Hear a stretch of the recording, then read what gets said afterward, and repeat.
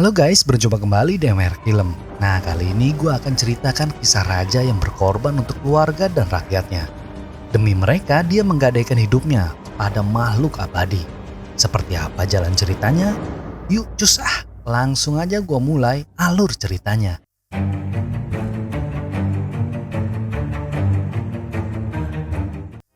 Kisah ini dimulai saat tahun 1442 Masehi. Di mana tahun itu terjadi perbudakan 1000 anak laki-laki di wilayah Transilvania. 1000 anak-anak ini nantinya akan dijadikan pasukan kerajaan Turki. Salah satunya bernama Vlad.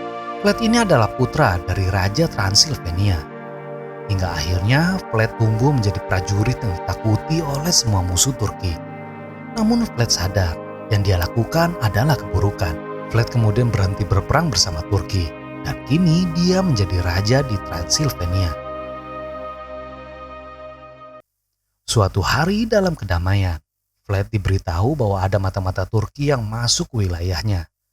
Vlad berpikir mata-mata Turki ini pergi ke Gunung Broken Tooth.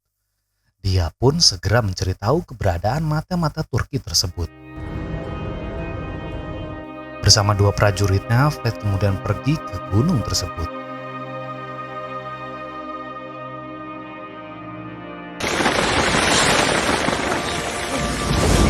Saat sampai di depan mulut gua, keluar sekelompok kelelawar. Vlad berpikir pasti pasukan Turki bersembunyi di dalamnya.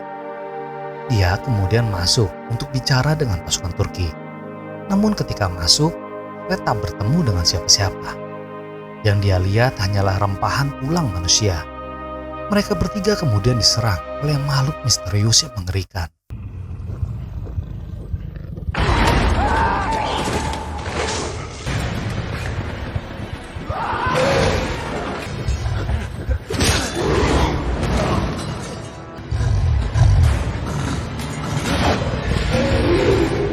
Dalam usahanya untuk kabur, makhluk itu tak berani terkena sinar matahari.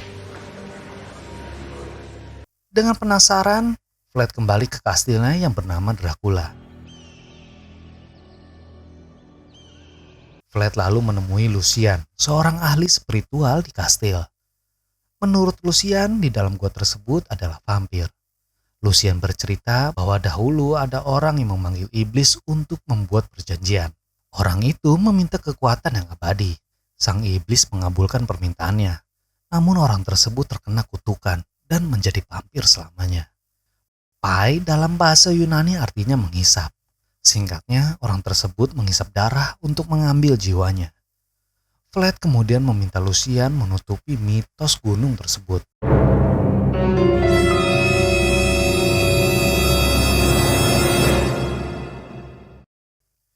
Vlad kemudian bercerita pada istrinya tentang mata-mata Turki yang masuk ke wilayahnya. Vlad ketakutan perbudakan yang dulu ia alami terulang kembali. Walaupun sudah puluhan tahun, tapi bekas luka pada tubuh Vlad tak akan pernah hilang selamanya.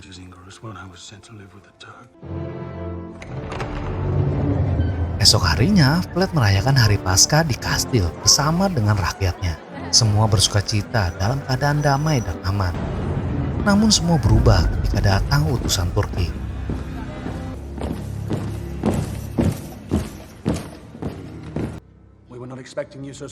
Utusan itu bernama Hamzah Bey. Dengan tenang, Vlad seperti biasa memberikan upeti pada Turki. Namun Hamzah menyampaikan bahwa Sultan meminta lebih. Ya, Sultan meminta 1000 anak laki-laki pada Vlad. Dia mengingatkan Vlad agar patuh pada Turki. Dia juga mengenang saat ayah Vlad menyerahkan Vlad pada Turki dahulu. Flat tak bisa berbuat banyak. Flat tak bisa melawan kekuatan Turki. Namun atas nasihat istrinya, Flat diminta negosiasi pada Turki untuk membatalkan permintaan tersebut. Flat kemudian pergi menemui Raja Turki yang bernama Mehmet. Mehmet dahulu seperti saudaranya, berperang dan tumbuh bersama. Awalnya, Flat disambut dengan hangat. Flat kemudian meminta agar dirinya saja yang ikut berperang bersama Turki. Namun ternyata Mehmet yang sekarang sama seperti ayahnya, kejam dan ambisius menguasai dunia. Mehmet kemudian meminta secara pribadi agar Flat menyerahkan anaknya untuk dirinya. Secara sepihak, Mehmet membuat perjanjian tersebut. Flat tak bisa berbuat banyak. Dia harus nurut pada Mehmet atau kerajaannya yang akan diserang oleh Mehmet. Saat hari penyerahan anak Flat, istrinya terus mengingatkan Flat untuk tidak menurutinya. Namun anaknya malah menyerahkan diri agar bisa membuat ayahnya bangga padanya. You're proud of me, aren't you? Of course I am.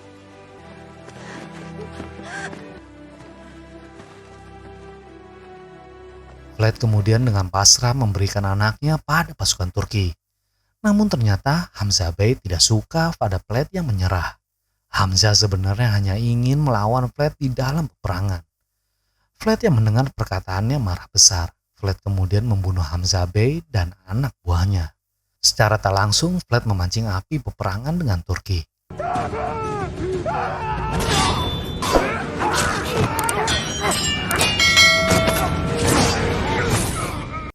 Flat sadar dirinya akan kalah melawan Turki. Maka dari itu, Flat berencana membuat perjanjian dengan vampir di gunung. I know it kills Turks.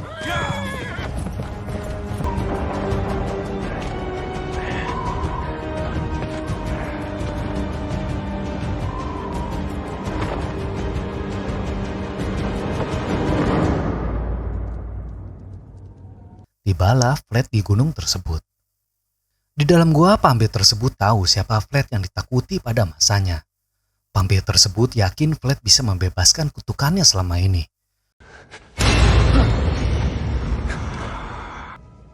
Those who enter reek of fear. Save my people.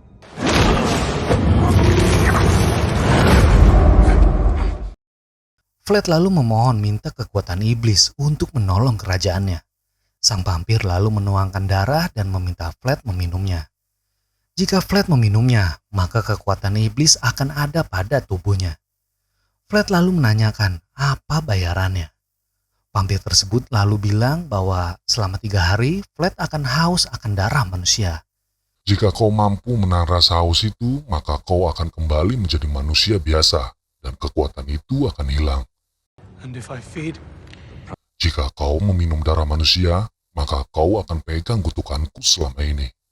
Demi keluarga dan rakyatnya, Flat rela bertaruh jiwanya pada vampir tersebut. then it will be my great pleasure to disappoint you. Dan diminumlah darah tersebut.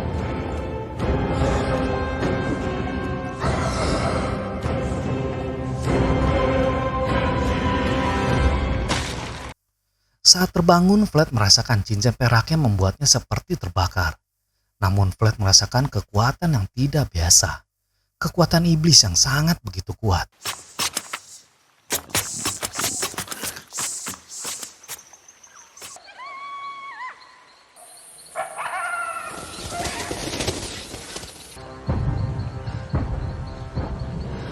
Tak lama, Flat melihat letusan bom dari arah kastil Dracula.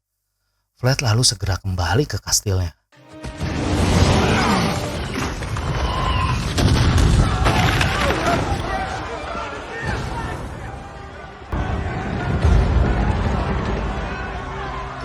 Begitu tiba di kastil Dracula, Flat berjanji pada rakyatnya akan segera mengalahkan Turki saat ini. Flat lalu pergi sendirian melawan 1000 pasukan Turki.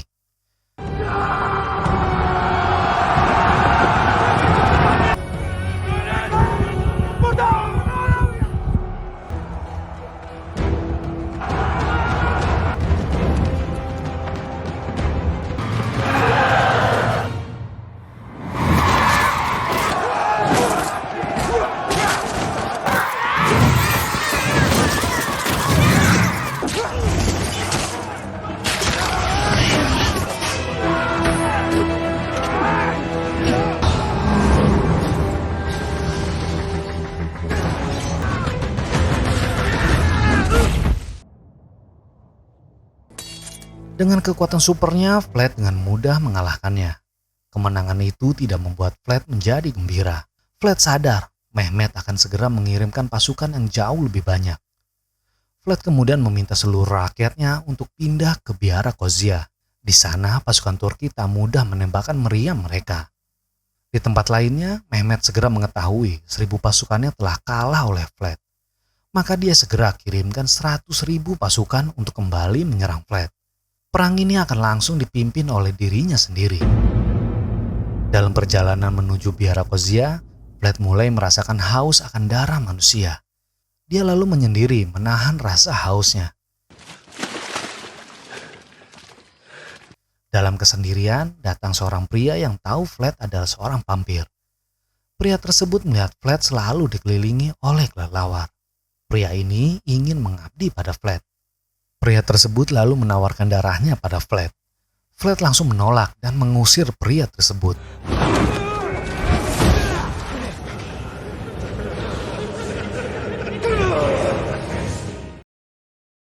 Di pagi hari, Mirena melihat Vlad kesakitan di dalam tenda. Mirena bingung bekas luka pada Vlad telah menghilang. Mirena pun ketakutan pada perubahan sikap suaminya. Vlad kemudian jujur pada Mirena bahwa dia telah meminta kekuatan iblis. Selama 3 hari dirinya menahan haus darah manusia dan tak bisa keluar pada siang hari. Vlad kemudian meminta Mirena merahasiakan hal tersebut pada yang lainnya. Vlad lalu menyuruh Mirena dan lainnya untuk segera melanjutkan perjalanan. Sedangkan Vlad akan menyusulnya di malam hari. Mirena sadar suaminya melakukan perjanjian demi rakyatnya. Mirena kemudian setuju melanjutkan perjalanan tanpa Vlad. Di sisi lain, mata-mata Turki mengetahui warga Transilvania pergi menuju Biara. Dia kemudian mengirimkan pesan untuk Mehmet dan segera melakukan serangan dadakan. Saat matahari mulai tenggelam, Vlad kemudian menyusur pergi ke Biara. Namun di tempat lain, mata-mata Turki yang tadi berhasil menyerang warga Transilvania di perjalanannya. Tak lama, Vlad datang menolong istri dan rakyatnya. Where is your prince now?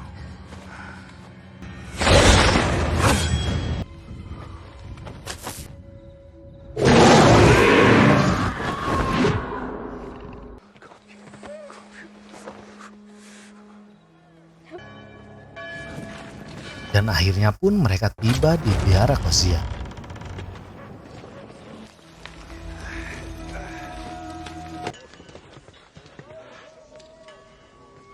Di dalam Biara Kozia, Lucian menyadari perubahan sikap Vlad yang menghindari sinar matahari. Dia yakin Vlad pasti telah melakukan perjanjian pada iblis. Lucian kemudian mencoba membunuh Vlad.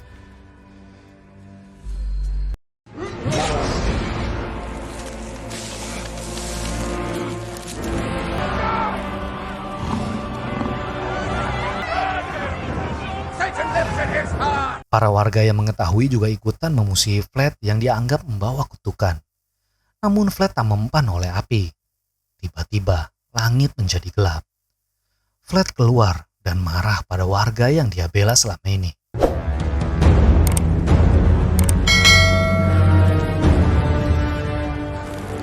Do you think you are alive because you can fight? You are alive because of me! Namun Mirena coba menenangkan Vlad yang marah.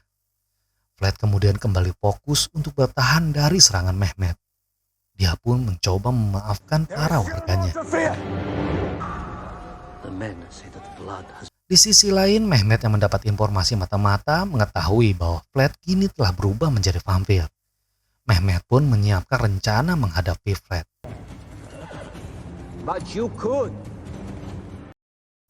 Saat malam menjelang, Vlad sadar malam ini adalah malam terakhir dia punya kekuatan.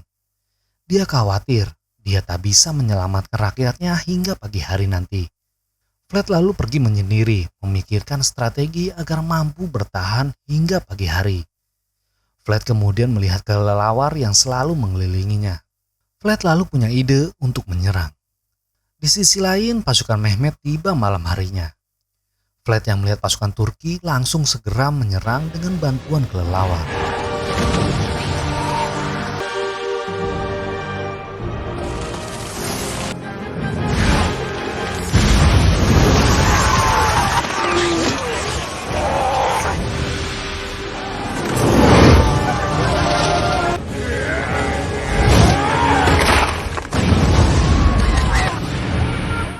berhasil menghancurkan barisan pasukan Turki. Vlad lalu melihat Mehmet dan segera menemuinya. Namun tak disangka, ternyata dia bukanlah Mehmet. Di sisi lain, Mirena dan anaknya diserang oleh mata-mata Turki. Anaknya berhasil diculik, sedangkan Mirena terjebak di tepi jurang. Vlad yang melihatnya segera menolong Mirena yang akan terjatuh. Namun karena sebentar lagi akan tiba waktu subuh, kekuatan Vlad perlahan melemah. Vlad kesulitan menolong Mirena yang terjatuh.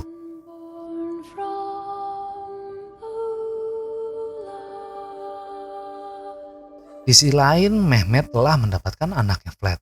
Dia pun berhenti berperang dan memilih pergi dari sana.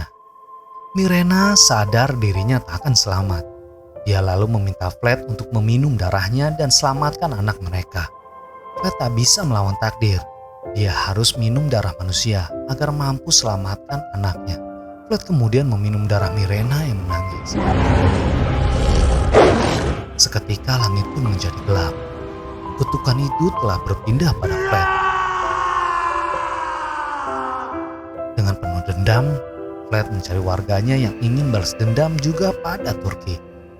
Vlad kemudian memberikan darahnya agar mereka punya kekuatan. Setelah melakukan pemakaman istrinya, Vlad bersiap menyerang Mehmet. Dari kejauhan, Mehmet melihat langit dipenuhi petir kegelapan. Dia melihat Vlad yang penuh dengan amarah. Keadaan kemudian menjadi tidak terkendali. Mehmet kemudian bersiap melawan Vlad di sebuah tempat yang sudah disiapkan. Ternyata Mehmet mengetahui bahwa Vlad akan datang padanya. Maka dia siapkan ribuan perak untuk melawan Vlad. Seperti kita ketahui, perak adalah kelemahan vampir. Kekuatan Vlad sedikit melemah. Dia kesulitan melawan Mehmet yang hanya manusia biasa. Pandangannya silau. Kulitnya menjadi panas. Vlad kemudian menjadi sulit untuk melawan. Hingga akhirnya Vlad akan ditusuk tepat di jantungnya.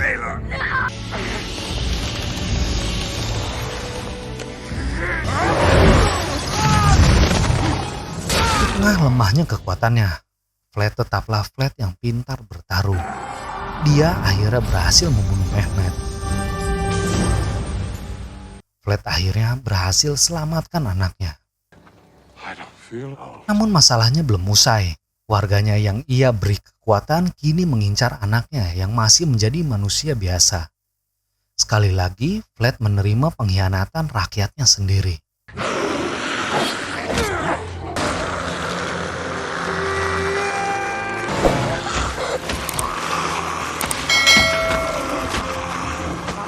Tak lama, Lucian datang menolong anak Vlad.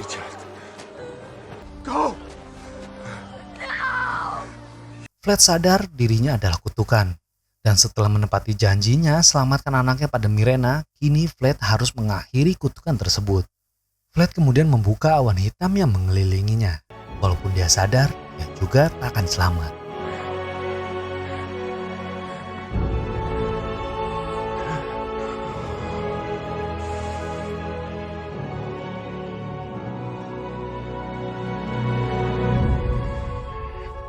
Inilah kisah pengorbanan raja pada keluarganya, pada rakyatnya, juga pada dunia saat itu. Andai Vlad tak bunuh diri, maka ini akan menjadi kiamat bagi dunia. Namun ternyata Vlad kembali dihidupkan oleh darah pria yang selalu mengikutinya. Vlad kemudian hidup abadi dan bertemu dengan reinkarnasi istrinya.